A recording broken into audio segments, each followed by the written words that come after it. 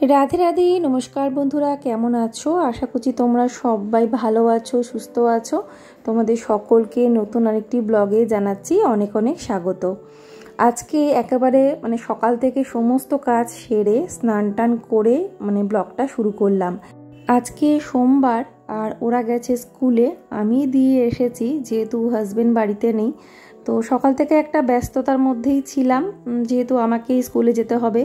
একদিকে ঘুম থেকে উঠে ওদেরকে রেডি করানো, ওদের টিফিন বানানো, সমস্ত কাজ করা, তার সাথে আবার ওদেরকে নিয়ে স্কুলে দৌড়ানো, টোটো ধরা, তো সব মিলিয়ে মিশিয়ে একটা ব্যস্ততার মধ্যেই চলে আর কি যখন হাজবেন্ড বাড়িতে না থাকে। তো সেই জন্যই তখন আর ব্লগ শুরু করতে পারি না। তো এখন এই যে স্নান হয়ে গেছে আর এখন কিন্তু বেজে গেছে 10:30 মতো। তো এবারে ঠাকুরকে একটু ধূপ দ্বীপ দেখাবো, ওপর থেকে চলে আসলাম। আর আজকে দুঃখের বিষয়, আজকে একটু ফুল নেই, কোনো ফুল নেই। বাড়িতে 2-3টে তাও ফুল হয়, গুনে গুনে হয়তো 4-5টা। আর সেটা ধরো আমাদের মন্দিরে ঠাকুর সেবায় লেগে যায়, ওইটুকুনি ফুলে আর কি হয়। তারপরে তো তুলসী পাতা দিয়ে মা পুজো দিয়ে দেয়। হরে কৃষ্ণ কৃষ্ণ কৃষ্ণ হরে হরে, হরে রাম রাম রাম হরে হরে, হরে কৃষ্ণ কৃষ্ণ কৃষ্ণ হরে। গ্যারেজে যাওয়া পড়লে অনেকগুলো ফুল নিয়ে আসে যখন যায়, আর এমনিতে ফুল কিনে এনেই পুজো দেওয়া হয় আমাদের। তো চলো, আমার ধূপ দ্বীপ দেখানো হয়ে গেল, এবার কিছু ভোগ দিয়ে দেবো।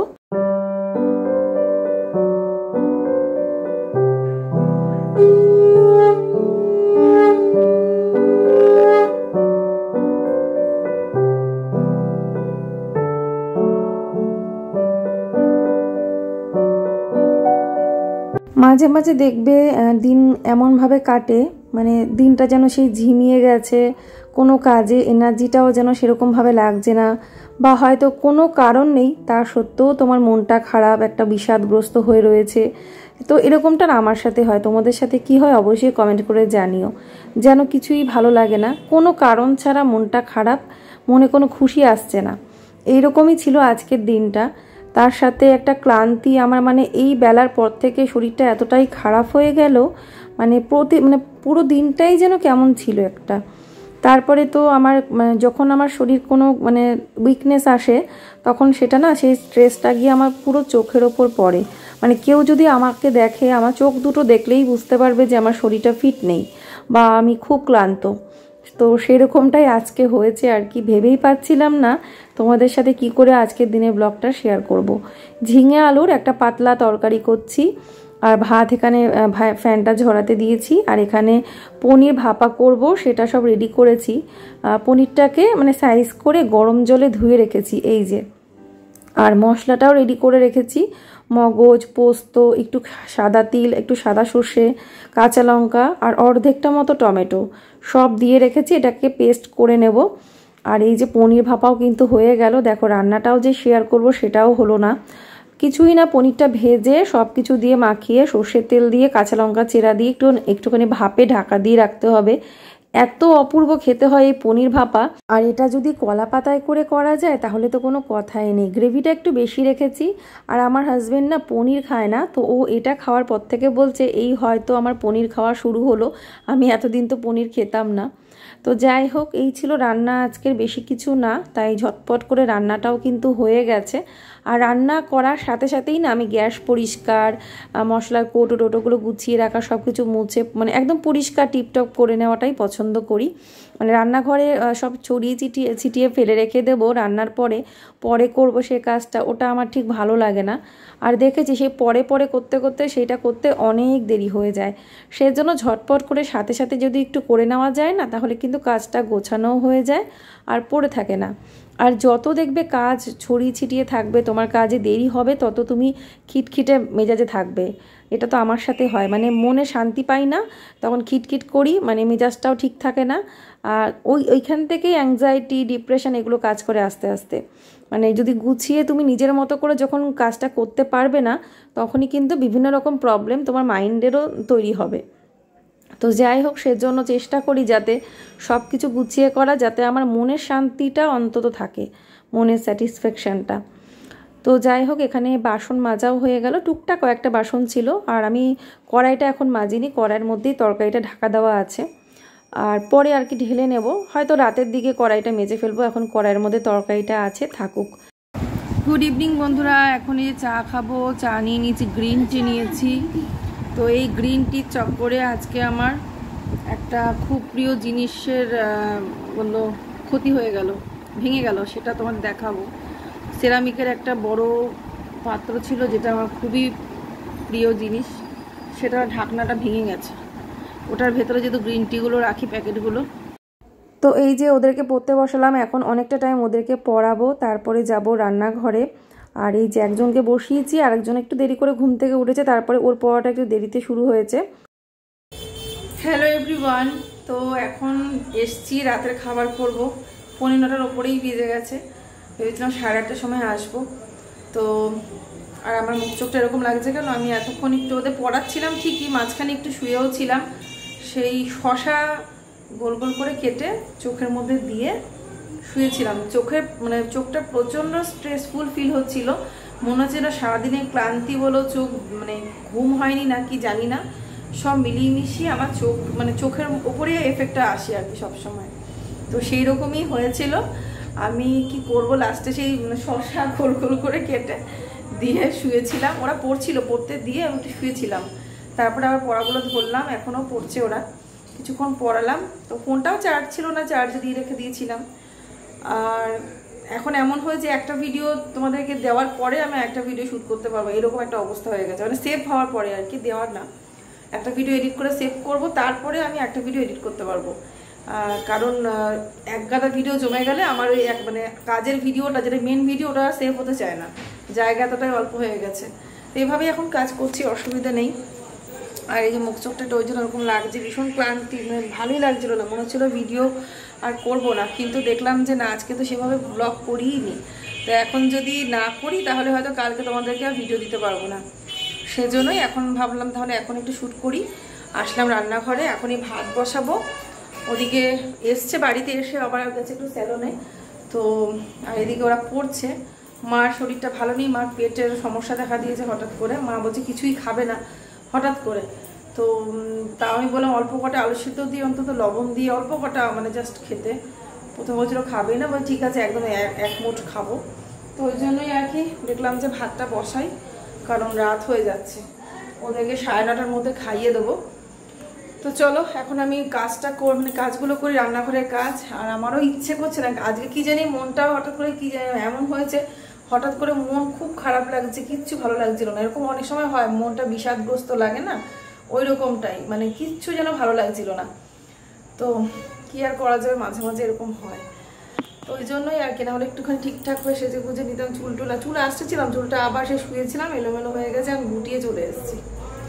তো চলো এখন আমি ভাতটা বসাই, তারপরে দেখতে থাকো, রাত্রেবেলাটুকু শেয়ার করি, তাহলে এই ব্লগটা কমপ্লিট হবে আর কি।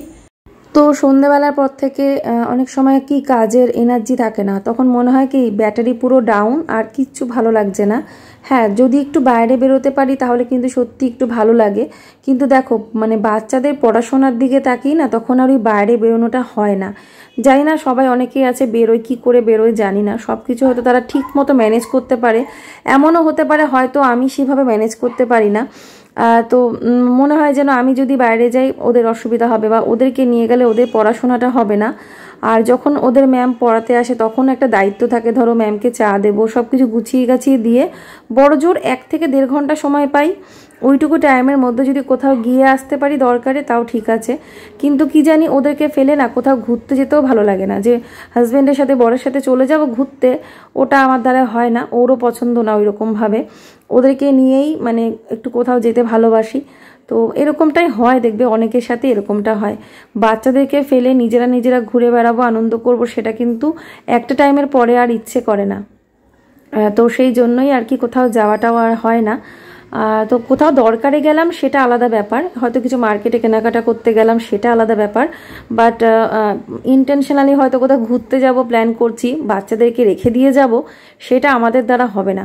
হ্যাঁ, ওরা বড় হোক, সেরকম জায়গায় পৌঁছাক, তখন হয়তো হতে পারে, তখন একটা নিজেদের সময় আলাদা কাটাতেই পারবো, তাই না? তো দেখো এখানে কি কথার থেকে কোন কথায় চলে গেলাম। ওই যে মনটা ঠিক না থাকলে যা হয় আর কি, সেটা তোমাদের বোঝাতে গিয়ে আজকে সব বলছি। তো এখানে দেখো বাসনগুলো যেগুলো গোছানো হয়নি সেগুলো এখন গুছিয়ে নিচ্ছি। আমি এই সময়তেই গোছাই, মানে ধরো দুপুরে যে বাসনগুলো মেজে রেখেছি হয়তো সকালেরও ছিল, সব মিলিয়ে মিশিয়ে সেগুলো এই সন্ধ্যাবেলার টাইমে কি রাতের দিকে এরকমভাবে তুলে নিই। তার কারণ ধরো এরপরে যে বাসনগুলো মাজবো, না হলে ওই শুকনো বাসনের ওপরে সেই ভিজে বাসনগুলো আবার গিয়ে রেখে দেবো হয়তো, তো সেই জন্যই তার আগে আগে সব গুছিয়ে নিই। তো এদিকটাও না এলোমেলো হয়েছিল, তো এদিকটাও গুছিয়ে নিলাম। আর রান্নাঘর যত গুছিয়ে রাখা যায় ততটাই ভালো। তো এই সব দিয়ে যখন মানে বিচার করা যায় তখন দেখবে ভেবে যে একটু ছোট কিচেনই ভালো, মোটামুটি একটা আয়ত্তের মধ্যে একটা মিডিয়াম কিচেন সেটাই কিন্তু ভালো, যেটা তুমি দেখবে অল্প পরিশ্রমে ভালোভাবে গুছিয়ে গাছিয়ে রাখতে পারবে, ম্যানেজ করতে পারবে। একটা গোছানো সংসার, একটা সুন্দর গোছানো সংসারেই কিন্তু মা লক্ষ্মী বাস করেন, আমরা সবাই জানি। লক্ষ্মীশ্রী বজায় রাখার জন্য আমরা অনেক কষ্ট কিন্তু করি, তাই না? এমনি এমনি ঘরে লক্ষ্মী থাকবে না, সেইভাবে কিন্তু পরিশ্রমটা আমাকে করতে হবে। আর মুখে বললেই হয় না, সেটা কিন্তু কাজে করতে হয়, কাজে করাটাই হলো কঠিন। এই যে আমার সন্ধ্যাবেলায় গ্রিন টির পরিণাম, এই যে এখানে যে গ্রিন টিগুলো থাকে এখান থেকে বার করতে গিয়ে এই তো বাসনগুলো গুছিয়ে নিলাম। এখানে সব বাসন ছিল, আর টিফিন বক্সগুলো সকালে তো লাগবে, তো এখানেই রেখে দিলাম। উপরে দিয়ে একটা কিছু দিয়ে রাখি, কোনো রকম যদি পোকামাকড় উপরে নালে নোংরা করে দেবে, অনেক সময় হয় এরকম। এখানে কিছু জিনিস আমি ধুয়ে রেখেছি, ওগুলো কিন্তু এখনও শুকোয়নি, জানি না কেন, এর মধ্যে এখনও জল জল ভাব রয়েছে, তো এগুলো থাক। দিওয়ালির আগে সবার একটু পরিষ্কার করছি, নতুন কিছু কয়েকটা কন্টেনার কিনবো। তো চলো এখন ওদের পড়ানোটা কমপ্লিট করি। আর এই ভাতটা হয়ে গেছে, এখন বন্ধ করে দিয়ে যাই। পড়ানো কমপ্লিট, ওদের বইগুলো ওই ঘর থেকে এনে এই ঘরে রেখেছি। একটু পরে ওদের স্কুলের ব্যাগগুলো গুছিয়ে নেব খাওয়া দাওয়া হয়ে গেলে। আর দেখবে সব কিছুর সাথেই সব কিছু জড়িত। তো আমি তো এটাই বলবো, যেরকম আজকে আমার মনের দিকটা ছিল, যেরকম দিনটা কেটেছে, সেই রকমই আমার জিনিস, মানে প্রিয় জিনিসটাও ভাঙলো। তো দেখো আমি যে ভাতটা করেছি কুকারে, ভাতটা কিন্তু এরকম ঝরঝরে ভাত হয়েছে। আমি কিন্তু সাথে সাথে খুলিনি, মানে ভাতটা একবারে করে নিয়েছি, করে নিয়ে গ্যাসটা অফ করে চলে গেছিলাম। এখন দেখো ভাতটা কিন্তু সুন্দর ঝরঝরে ভাত হয়েছে। তো ভাতটা তোমাদের দেখিয়ে দিলাম। এর আগে আমাকে জিজ্ঞেস করেছিলে কয়েকজনা, অনেক আগের কথা বলছি, যে বারবার জিজ্ঞেস করতে যে কুকারে ভাতটা তুমি কিভাবে করো, তাই জন্য একটু দেখিয়ে দিলাম। খাওয়া দাওয়া হয়ে গেছে, এদিকে আমি কিন্তু খাইনি, ওদিকে হাজব্যান্ডের জন্য ওয়েট করছিলাম যে ও আসুক তারপরে খাবো। কিন্তু বেশি রাত করে আমিও খেতে ভালোবাসি না, আবার ও বেশি রাত করে আসলে না ও খেতে চায় না, হয়তো এক মুঠ ভাত খাবে, কোনো দিন হয়তো খাবে না। যে একটা টাইম ওভার হয়ে যাবে তখনও বলবে আমি আর ডিনার করবো না, একটু ছানা খেয়ে শুয়ে পড়বো। আসার সময় প্রায় দিনই ছানা নিয়ে আসে আর কি। তো যাই হোক, আমি জামা কাপড়গুলো গুছালাম, গুছিয়ে রাখলাম, বিছানাটা করে আসলাম। আর এখানে রান্নাঘরটাও তোমাদের দেখিয়ে দিচ্ছি, রান্নাঘরও টিপটপ পরিষ্কার, বাসন মাজা হয়ে গেছে। হ্যাঁ, আমার হাজব্যান্ড খেয়েছে, ওর জন্য একদম অল্প খাবার রেখেছিলাম, ওই অল্প খাবারটুকুই খেয়েছে। মানে সবজিটা বেশি খেয়েছে, মানে তরকারিটা, ভাত খেয়েছে একটা বাচ্চাদের থেকেও কম। তো যাই হোক, এখন দেখো আমি সব কাজ তো শেষ, এবার শুধু ওদের বইগুলো গুছিয়ে আমি যাব ফ্রেশ হতে, ফ্রেশ হয়ে গিয়ে ঘুমিয়ে পড়বো। এখন এই দুজনার ব্যাগ গোছাবো, মানে ওদের এত বই গুছিয়ে দিতে হয় না, মানে এক এক সময় বইটা গোছানোর পরে যখন ব্যাগটা আমি তুলি না, তখন আমার রীতিমতো ভয় লাগে যে এই ব্যাগটা বাচ্চাটা বয়ে নিয়ে যাবে কি করে, ওই দোতলায় উঠবে কি করে। আমি চিন্তা করি, কিন্তু ওরা ঠিক পারে, হয়তো ভগবান সেই শক্তিটা বাচ্চাদের দিয়ে দিয়েছেন। কিন্তু আমি চিন্তা করি এই ব্যাগটার ওপরে যখন আবার জলের বোতলটা চাপবে কি করে নেবে। মিষ্টুকে তো আলাদা ব্যাগ দিই টিফিন বক্স আর জলের বোতলের জন্য, কিন্তু গোপালের তো একসাথেই তো, কিন্তু ওই গোপালের ব্যাগটাও মানে এক একদিন এত ভারী হয়ে যায়, মানে চিন্তায় পড়ে যাই যে এই ভারী ভারী ব্যাগ ওরা নিয়ে কি করে স্কুলের ওই গেট থেকে ওই অত দূরে ওপরে অবধি যাবে আর কি, চিন্তা করি আর কি। তো যাই হোক, ব্যাগ গোছানো কমপ্লিট। তো দেখলাম যে বিছানাটা একটুখানি ঝেড়ে গুছিয়ে নিই। তো এইভাবে একটু গুছিয়ে রাখলে কি হয়, সকালবেলায় তোমার কাজটা কিন্তু অনেকটাই সহজ হয়ে যাবে, কম সময়ে দেখবে কাজ হয়ে যাবে। একটু রাতের দিকে কষ্ট করে যদি গুছিয়ে রাখা যায়, যখন তোমার এনার্জি দেবে তখনই কাজটা করে নেবে, কারণ পরে হয়তো সেই এনার্জিটা নাও দিতে পারে। সেই জন্য যখন ইচ্ছে করবে তখন সেগুলো গুছিয়ে নিতে হয়, করে নিতে হয়, ফেলে রাখতে নেই।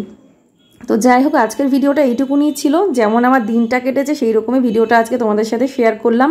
কেমন লাগলো অবশ্যই জানিও। সবাই ভালো থেকো, সাবস্ক্রাইব করো। রাধে রাধে।